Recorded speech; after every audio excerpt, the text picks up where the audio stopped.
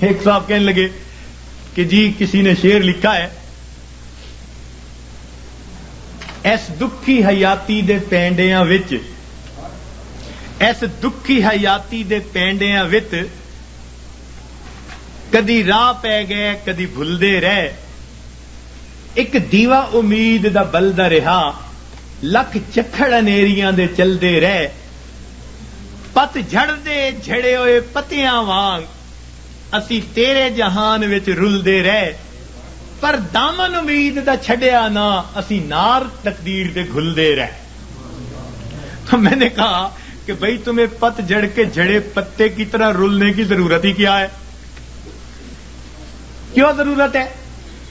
تم اپنے آپ کو پروردگار کے حوالے کرو، وہ تمہیں بے آسرا نہیں فرمائے گا، وہ تمہیں کٹی پتنگ کی طرح نہیں رکھے گا، جھڑے ہوئے پتے کی طرح رلنا نہیں پڑے گا، گھلنا نہیں پڑے گا تقدیر سے۔ وہ تقدیر بنانے والے کے ساتھ اپنے آپ کو نتھی کر لو، پھر دیکھو کہ وہ پروردگار کیسے سکون اور اطمینان کی زندگی عطا فرما دیتا ہے۔ تو ہمیں آج جس سے بھی پوچھیں، کوئی کہے گا بھائی نے پریشان کیا، کوئی کہے گا پڑوسی نے پریشان کیا، بیوی نے پریشان کیا، اولاد نے پریشان کیا۔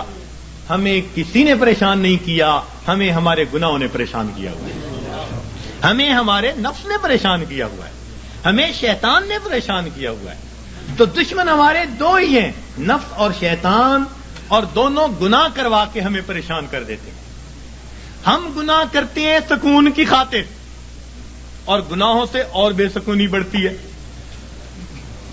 میر کیا سادہ ہیں بیمار ہوئے جس کے سبب اسی عطار کے لونڈے سے دوا لیتے ہیں۔ جن کاموں سے پریشان ہوتا ہے بندہ سکون حاصل کرنے کی خاطر، ان کاموں کو کرتے پھرتے ہیں۔ تو یاد رکھیے کہ گناہ ظاہر میں خوبصورت نظر آئے، اس میں لذت محسوس ہو، اس میں وقتی طور پر اطمینان محسوس ہو، مگر حقیقی طور پر اس میں دل کی پریشانی ہوا کرتی ہے۔ اور جتنا ہم گناہ کریں گے اتنا ہماری زندگی میں پریشانی آئے گی۔ یہ اللہ والے جو گناہوں سے اپنے آپ کو بچا لیتے ہیں، اللہ تعالیٰ ان کی زندگی کو سکون عطا فرما دیتے ہیں۔ یاد رکھیے، گناہوں کو چھوڑ کر بندے کو ایسے سکون ملتا ہے جیسے کہ بچے کو ماں کی گود میں آ کر سکون مل جایا کرتا ہے۔